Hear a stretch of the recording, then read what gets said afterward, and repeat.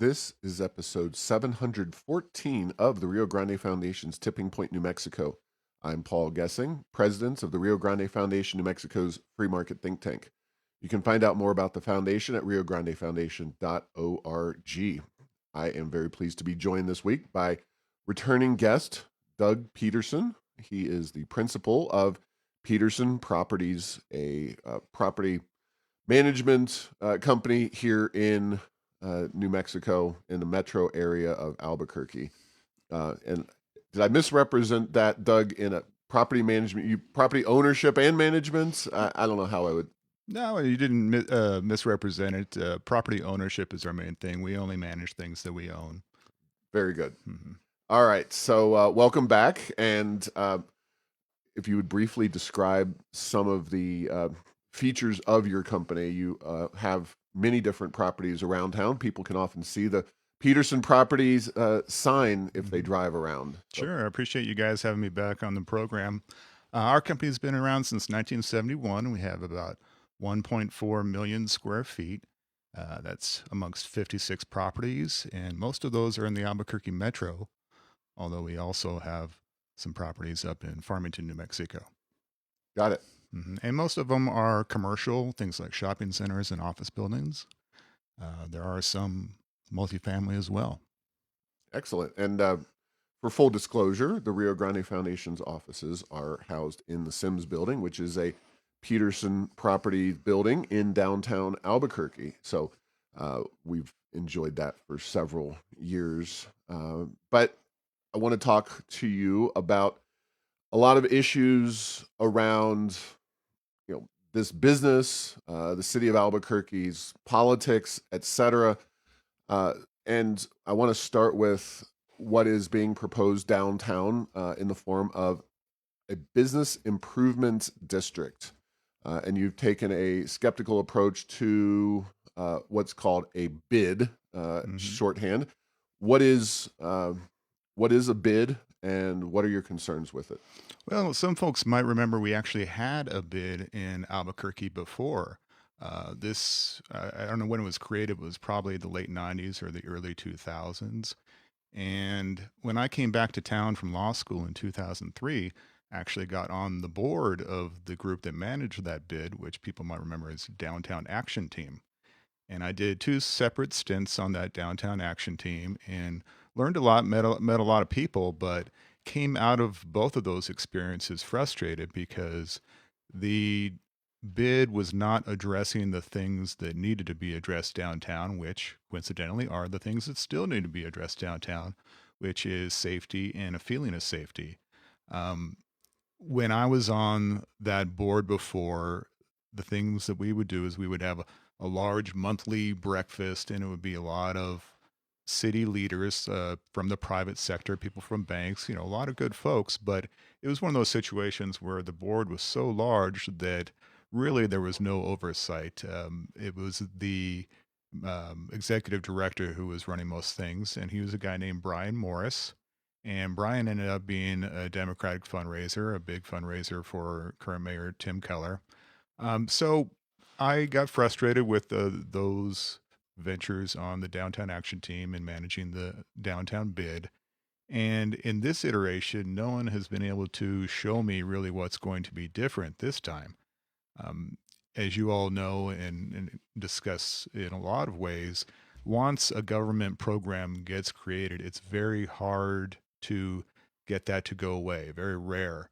And we were lucky that the bid actually went away in downtown before because it caught the ire of a big downtown property owner named Jim Long, who's the owner of what was the Hyatt Hotel. Now it's the Clyde, one of the largest buildings in downtown, I think probably the tallest. And he's a very rational, active business person. And when they got on his wrong side, he sued and he eventually won. So that's why the bid went away. And I don't see a reason that it needs to come back now. And there are definitely good alternatives to moving downtown forward without doing a bid. Yeah, and it is a theoretically self-imposed tax or fee. You can argue both sides, but without government, it would not happen because you can't push everybody into the pool, but you essentially draw a circle around a geographical area, in this case, a large swath of downtown Albuquerque.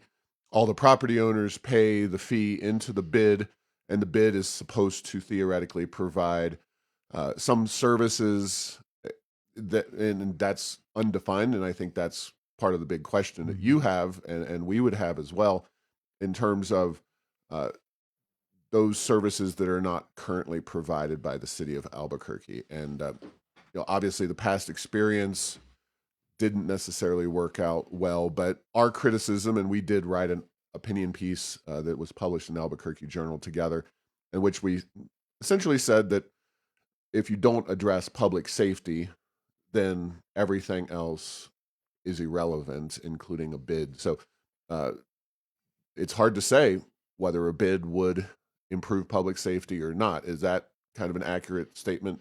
That is accurate. And like anything, it depends on who is managing it and what their priorities are.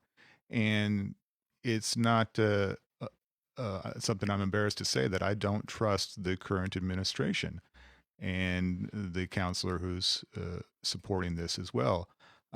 We already pay a lot of taxes. We pay it in various ways with gross receipts, with property taxes, which have hit big time. Maybe we'll discuss that. Um, so we're already paying a lot for insufficient public safety. I mean, you look downtown, and every mayoral administration says it's a priority. This mayoral administration put a substation for APD at the southeast corner of 4th and Central in a building that the city had just sold to a Keller supporter. So they're paying rent there. But, I own property right across the street from that. Your offices in our Sims building is 1 block to the south of that. And we haven't seen any market increase in public safety downtown. And when I talk about alternatives to a bid, what I'm talking about is something from the private sector. I'm not opposed to people gathering together to make downtown better. That's really what's necessary. But there's no reason we need the government involved at this point. What I had proposed was a group that I used the acronym UNITA, and that stands for Unified Neighbors Improving Downtown Albuquerque. And what that would be is a private organization where people pay in and get public safety services in the form of security. And the way I've proposed it is that it would be an opt-in and opt-out organization where if people find it valuable, they can pay their monthly allotment and get those services. If it doesn't work for their budget anymore or they're not satisfied with the services, they can opt out at any time. So that imposes accountability, which is a tough thing for public entities to ever understand. So, especially on top of increasing real estate taxes and decreasing services, I am not interested in an additional tax on top of that in the form of a bid. And that really is the crux of my opposition. Well, let's talk a little bit about both the city budget and taxes, and feel free to target each individual one separately or together. Mayor Keller's been in office for 8 years, and we'll talk about the mayoral race and the city council races in a little bit. But the budget has expanded quite dramatically in the city of Albuquerque, nearly doubling from 750 million to close to $1.5 billion during Keller's time in office. Property taxes are really being raised dramatically. I don't know if that's limited primarily to downtown or if that's something you're seeing across all of your different properties, and if it's just commercial or residential. So I'd love to hear more about that. But it does seem like the city of Albuquerque has adequate resources to address public safety, and that a bid would not be necessary for downtown. Although whether other areas of the city want to, perhaps they would see it as subsidizing downtown. I don't know. So uh, however you want to tackle that issue, feel free to jump in. Mm-hmm. I'll start with the property taxes, and that is something that not a lot of people think about until it becomes a problem, and it has become a problem in Bernalillo County with the last 2 years. It started with the election of the current county assessor is a man named Damian Lara, and that happened in 2021. And he ran unopposed. He just walked right into the assessor's office. Damian Lara is a former employee of Mayor Keller. During the pandemic, Keller did like he's done for a lot of his friends, where he invented a job for somebody to bring him in. And so Damian Lara was an assistant economic development director for the city of Albuquerque. And since he's gotten into the assessor's office, he has increased taxes substantially. And for most people know, but the way that property taxes work is that there is a mill levy, a percentage that is created by the legislature. So that's a statewide thing. But then the other part of the equation is what the assessor values your property at. And residential owners, people who own homes, have some protection from the legislature in that there is an annual cap of 3% on how much an assessor can increase their valuation. Now, Damian, Lara, from what we've seen from just our homes and our family, he's been hitting that cap every year. He's doing that 3%. And so he's putting what he can on residential property owners, but he is really putting it to commercial property owners. And to get to your question, it's not just downtown.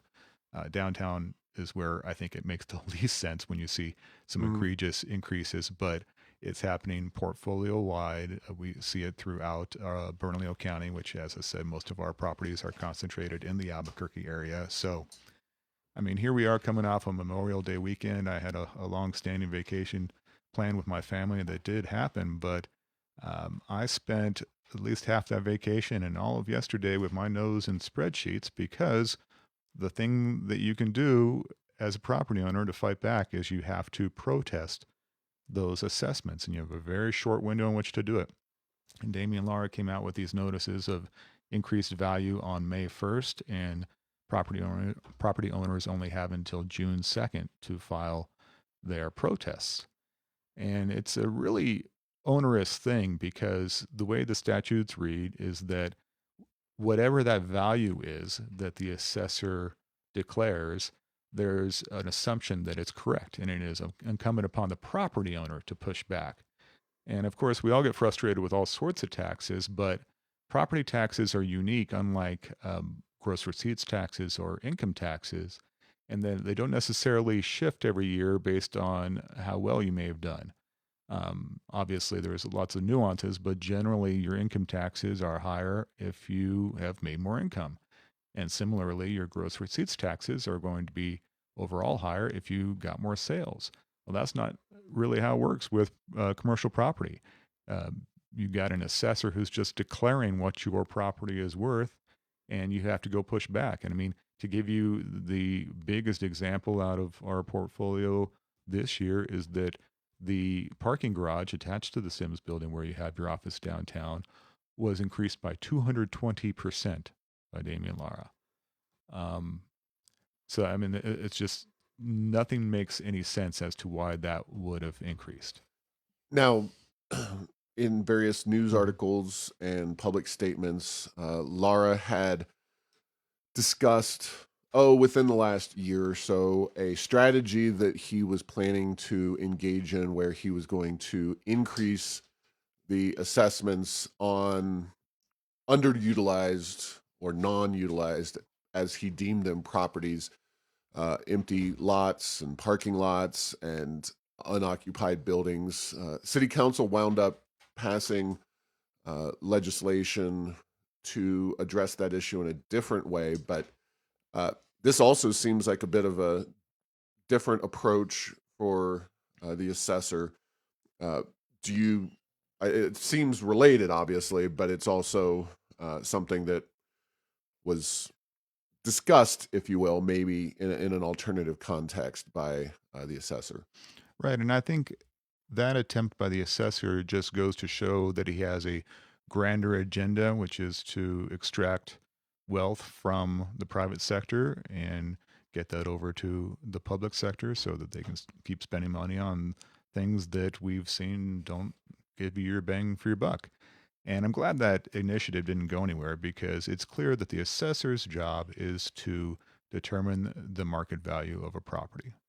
And if he is going and putting extra valuation on things that are empty in order to get them to get into different hands or to not get empty, well, that's beyond what his calling is. Similarly, there's been an effort by the city of Albuquerque that got approved that I also have a problem with, where there is a fee charged to quote unquote vacant properties downtown. And that's something that's hit us recently in that the city of Albuquerque went and they taped that notice to properties that they deemed to be vacant, which is a strange way of giving notice of the ordinance. But also, the principle of the ordinance doesn't make any sense. It's not going to have the intended effect. It's just going to be another hurdle that property and business owners have to deal with, and something that is misguided. So currently, we're just ripping those off the buildings and going about our business. Yeah, that was a bizarre situation, but nothing new there.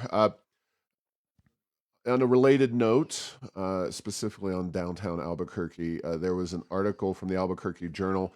Why doesn't downtown Albuquerque build up?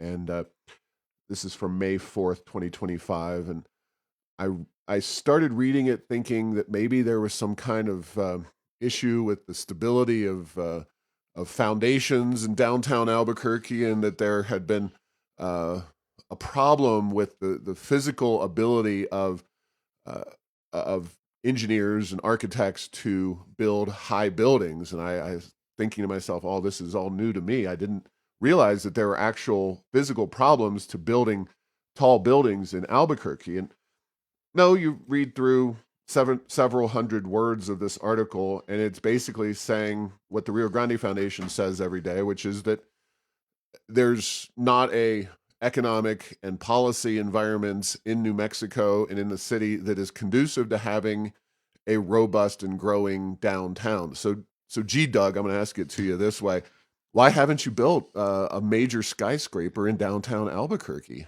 I just do it to upset people, Paul. No, you're right. The old fundamentals of supply and demand just rule everything. And our company, even though we've been around since 1971, we began investing in downtown Albuquerque in 2005. And part of that was, I guess, my hope or optimism.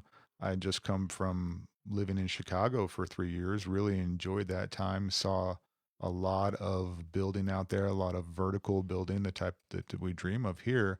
And I thought that Albuquerque had a future to have a more urban core, a more lively urban core that was successful. And so our first purchase was at 6 and Central, and we've bought 13 properties since then. And it's just never gotten the momentum that we were hoping for. And you're right that it's about the business environment. And from being a novice downtown investor to now being a veteran one who's been down there for about 20 years, I'm an example of what happens when you put your neck out and you start investing. Now, I'm not about to be destitute, but if I had to say honestly, it's not been a good investment.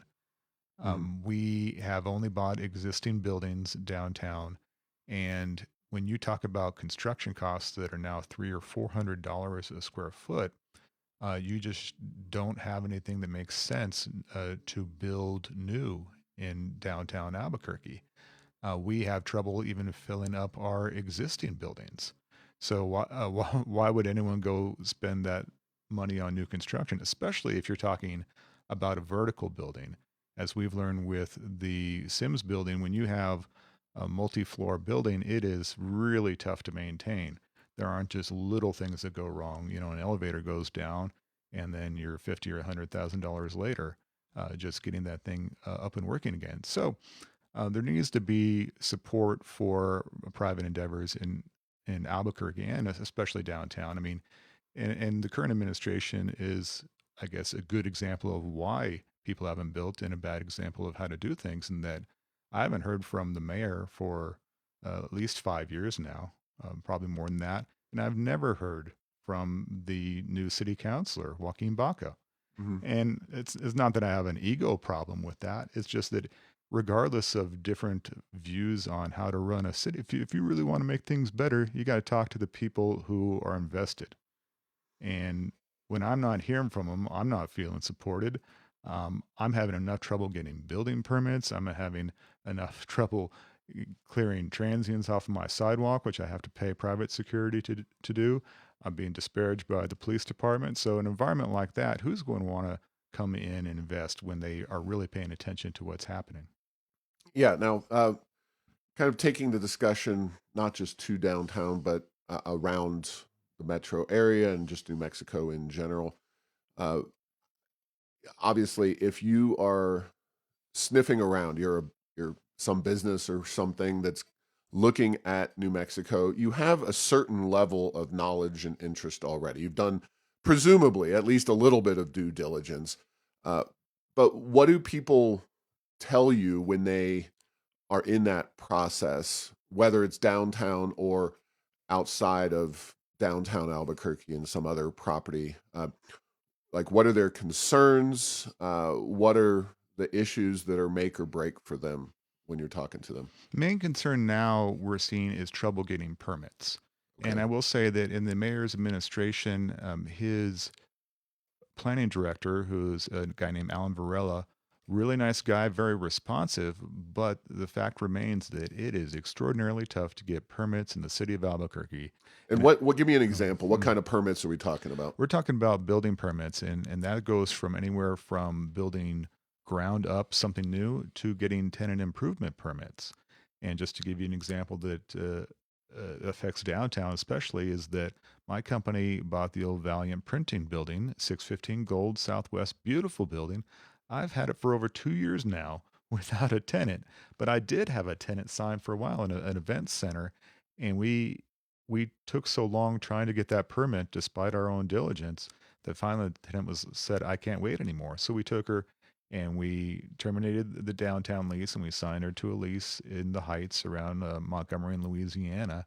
And even when we signed her there, she has had trouble getting her tenant improvement permit for an existing building that's been there for a long time. And she still has not opened 2 years on. And we hear this over and over from existing tenants and from new tenants who want to come into our buildings that they have to just jump up and down and screamed in order to get a building permit. And it's been happening to us and our tenants so often that I started asking around. Of course, you get suspicious. You think, is it because I'm an outspoken citizen that I'm being targeted? But the reality is that it's happening to everyone. I talk to other businesses, I talk to contractors, I talk to other property owners, and getting a building permit out of the city of Albuquerque is just like pulling teeth. And it's not as if the people who are asking to do things are asking to do anything extraordinary or unsafe. None of that is okay. It's just the basics of putting in a bathroom, putting in air conditioning, putting in demising walls.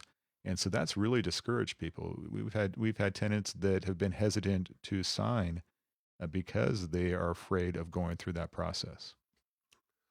Yeah, it seems like that's a completely self-inflicted wound. I mean, just approving permits in a more regular and fast way. Is that something that especially Keller has in his administration has been bad at? Has it always been a problem during the Keller administration? Was it different during the Barry administration? It has grown in its difficulty.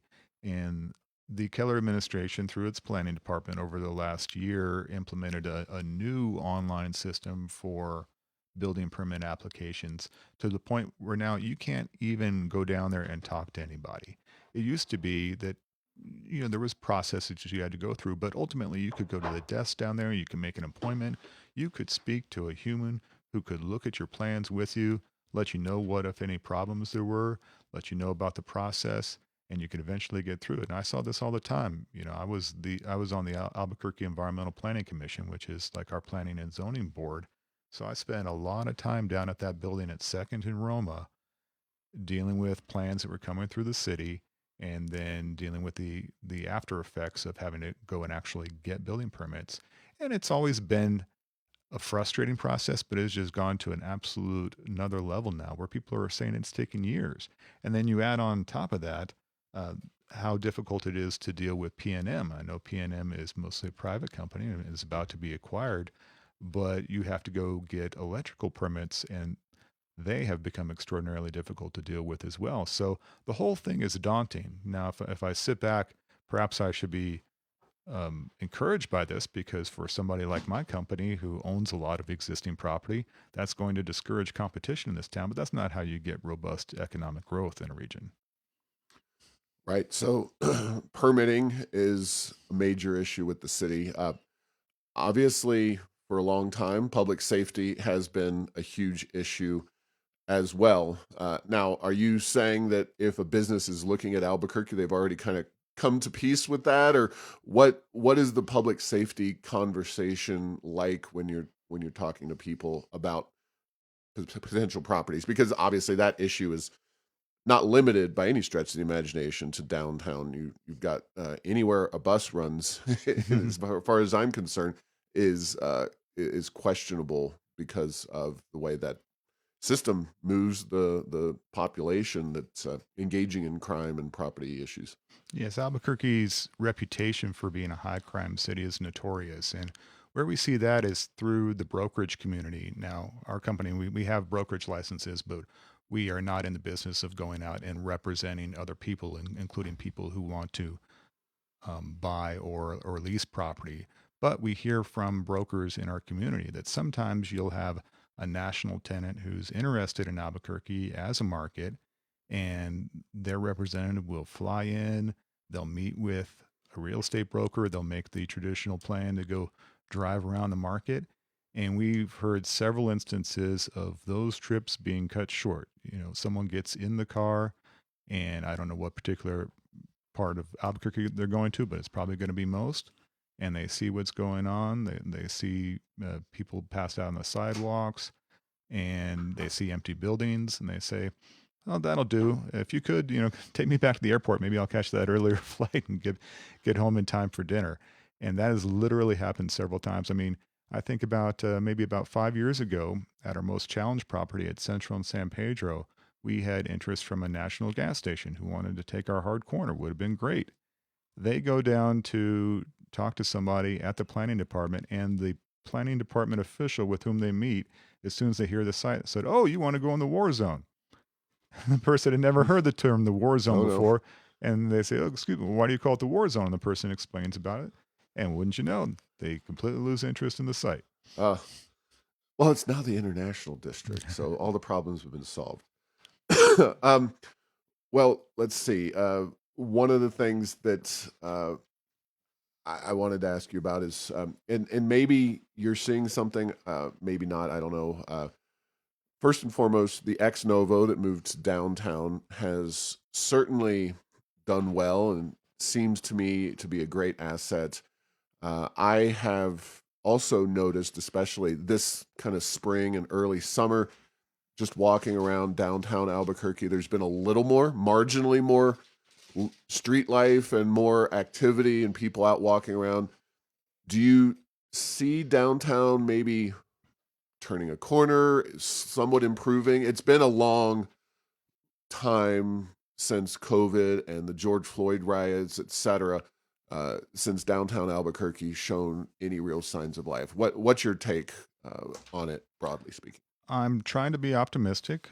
I've been there before where you think downtown is turning a corner and then something happens. And at one point it was the Great Recession. Then, of course, COVID that happens at the same time, and that the riots happen.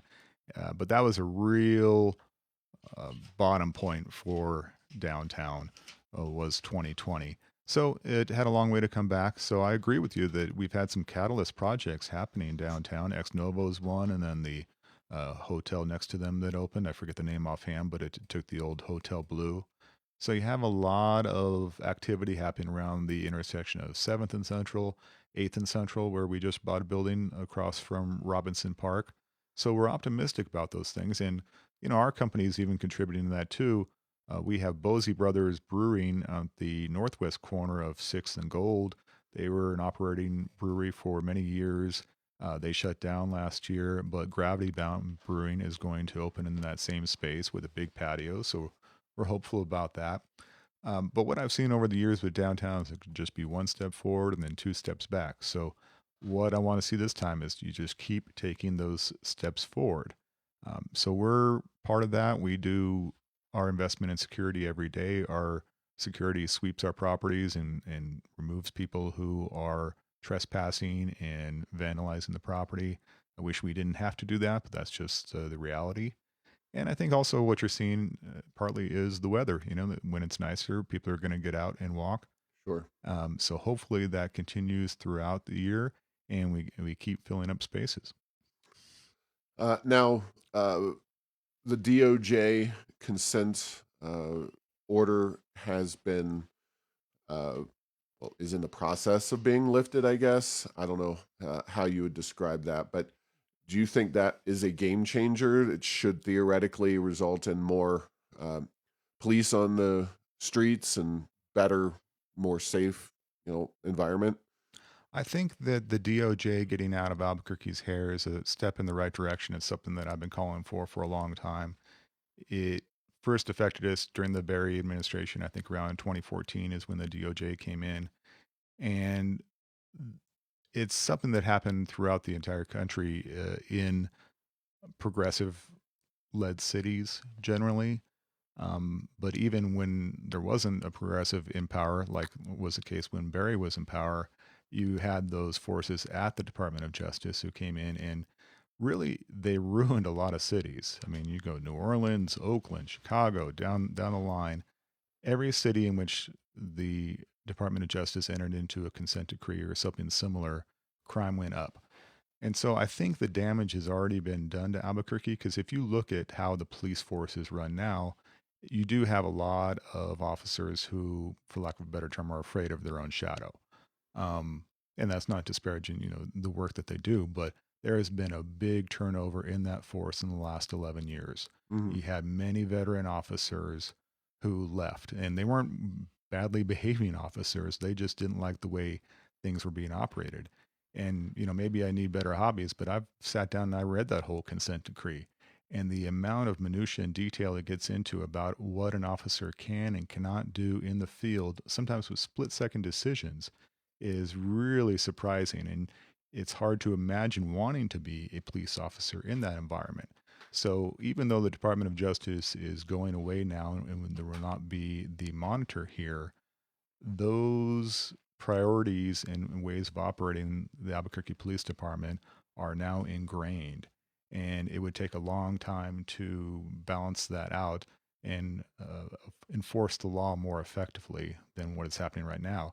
And the result is that it makes it harder to recruit police officers. I mean, the pay package that APD offers right now really isn't that bad. But as far as getting officers to come from other parts of the country, from other departments who would want to come here, they're not interested because they don't feel supported. Yeah, and when you say scared of their own shadow, you're referring to the regulations and limitations on their ability to be police officers and deter crime, not uh, necessarily, I don't think, the criminals themselves. That's correct. Officers are more reluctant to use force than would make sense. Now, obviously, we still hear about police shootings happening every once in a while, but just to give you an example, the way that consent decree works and now the way APD policy works is that if an officer takes a suspect's hands and puts them behind his or her back for cuffing, that is considered a use of force. And that use of force requires multiple levels of review within the department. And you just get to the bureaucracy of that kind of thing. And of course, the officer is going to be hesitant to do that kind of thing. And so it makes officers hesitant to engage people that should be engaged. I mean, you take our uptown office, for instance. I've posted several videos throughout the last year of you had the same person breaking windows almost every weekend. We had him clear as day on camera. And it turns out after investigation, this guy had over 30 warrants outstanding. And APD gave themselves accolades after finally catching and arresting him after we and our tenants made a big deal online. But that's just an example of that person should have been engaged and arrested a long time ago. And surely they were doing something that an officer must have witnessed that warranted arrest at some point. But officers are just on the margin disinclined to engage people because use of force has such a low threshold within the Albuquerque system, and there's so much bureaucracy that follows any type of use of force. Sure. All right. Well, last topic that I want to discuss with you, of course, is City of Albuquerque elections. Mayor Keller is running for, I believe it's unprecedented third term. Well, I guess Mayor Marty was mayor for several terms, although had some splits in his term. Anyway, without further ado, yes, we have a number of city councilors up, I believe 5, and the mayor is running for re-election. Crowded field for the mayor's race. Just kind of broadly, whatever you think about these particular races and their importance, and whether there could be some combination of elected officials that really starts to move the city in a more positive direction. Well, as you might imagine, we're very opposed to the reelection of Mayor Keller. I've been outspoken about that for many years. I'm a bit surprised that he's running for a third term and disappointed. But I am encouraged that there is a much bigger field this time around as opposed to 4 years ago. Lots of good challengers. In fact, people ask me very often, "Who are you supporting, Doug? Who are you supporting?" And if I had to pick one candidate, I would just call it not Keller. Uh, but there are multiple candidates who are so far running good campaigns and who would be good mayors. The three I like most are Darren White, Luis Sanchez, and Daniel Chavez. And that runs the whole gamut. I mean, it goes from Republican and Darren White to a Democrat and Luis Sanchez to an independent and Daniel Chavez. So, regardless of somebody's political stripes, there's plenty of alternatives to Keller to pick. Yeah, that's for sure. There's a number of candidates in that race. So, do you, let's see, do you know anything about Alexander Ubaez? I'm told he's coming from the more progressive wing of the party. Maybe I'm wrong on that, but he was U.S. Attorney for District of New Mexico. And what's his deal? All I know about him is what I've heard through rumor, and I don't know if that's good um, to discuss. But my understanding is that there is generally a break in the progressive wing of the Democratic Party in New Mexico as it relates to the Albuquerque mayor's race, in that the Governor Michelle Lujan Grisham, and folks who support her really do not care for the job that Tim Keller has done. Um, that's maybe the only thing I can think of agreeing with the governor about right now, because it reflects poorly upon her and it reflects poorly upon the state. And so when Mayor Keller elected to run again, the governor sought out a candidate to challenge him, and that's my understanding that's Mr. Ubaez. And so I've never heard from him. I've never heard his platform, but it does show that there is a rift on the progressive side of the Democratic Party in the mayor's race. Yeah, it'll be interesting to see uh, how he approaches the issue. A lot of the candidates, I think, are broadly in more of the center to even center right. And obviously, we have runoffs in this city election, so that will allow, presumably, somebody to make their way through that general election into the runoff election, and then you get into things like voter turnout. Rio Grande Foundation's not generally a huge fan of the runoff approach, and I think probably this year though, the way it works is more ideal for getting rid of Keller. I think in a broad open field, Keller probably still has the progressive majority, and that gets him to the promised land in just a kind of open election where the highest vote turnout wins. Whereas in a runoff, which I presume will have one of the more moderate to conservative candidates will face off against Keller, and that would be the most interesting, I think, race. Is that the way you see things kind of going? I definitely think there will be a runoff, and the specifics, as I understand it, is that a winning candidate has to get at least 50% of the vote. Right. and that if no one gets 50% in the general election, then it goes to a runoff of the top two candidates. So my ideal scenario would be to get to a runoff where neither of those top two candidates is Mary Keller, and hopefully the two top candidates are two of the three gentlemen that I just mentioned that are my favorite Right. candidates. Right. And that would definitely move Albuquerque forward. Yeah. Well, we'll see. The other progressive, as we just mentioned, is this Alexandra Ubaez.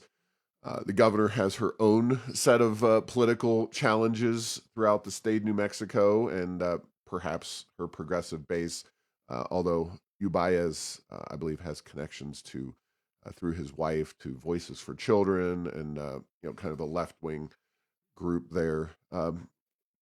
Any thoughts on his approach as U.S. attorney? Was that something that you saw him succeeding with, failing with, mediocre? No thoughts on, because that's his role under Biden previously, and Yeah, my only experience with Mr. Ubaez as the attorney, U.S. attorney, was that shortly before he was asked to step down, he was handed a case from Albuquerque City Councilor Dan Lewis that had to do with purported misuse of COVID funds by the Keller administration to the tune of over $300,000. Basically, money that was supposed to go for children went to salaries and bonuses for his staff. And I thought there was a lot of merit to that case. Uh, Counselor Lewis put that in front of Ubaez, and the attorney did nothing about it. Now there's a new U.S. attorney, and Counselor Lewis has presented that again, so hopefully that goes somewhere. But of course, I wasn't surprised that Ubaez didn't do anything about it, but I was disappointed. And so the one thing I know about him from his previous gig is not something that impresses me. Yeah, that's certainly an issue that hopefully the Trump DOJ will address. And seemed like a pretty potentially big scandal there by Mayor Keller and his diversion of COVID relief funds to paying bonuses to his staff. That's a big problem. So, all right, well, we can leave it there or close to it. Any last words of wisdom or thoughts? Anything you want to share before we conclude? No, I just appreciate you guys again. I encourage everyone to make sure you're getting engaged in these races and vote and watch for other races too. We didn't get a chance to talk about some of the city council races, but those are important. And then next year with the assessor as well as the governor, just pay attention to the candidates and think about what is most pragmatic for Albuquerque and New Mexico. Yeah, and Luis Sanchez is one of the races that's up. He's moved that district a little bit more towards the center or center right, even, which happens to be my city council district. And obviously, Louis winning the mayor's race would obviate him from the ability to serve in city council. And so that's one of the critical races. But you have mostly kind of more moderate to conservative folks up at city council who are running for election. So if the progressives are able to kind of rally the troops and gain a huge foothold, it could markedly move city council to the left, which would not be an ideal situation for sure. So still developing in that regard, though. So thank you very much for your time, Doug, and thanks for listening to this week's episode. Find all episodes at tippingpointsnm.com or at the Rio Grande Foundation's YouTube channel. Subscribe to the show at Apple, Stitcher, or tell Google Home to play Tipping Point New Mexico. Thanks to Path 3 Marketing for producing this show.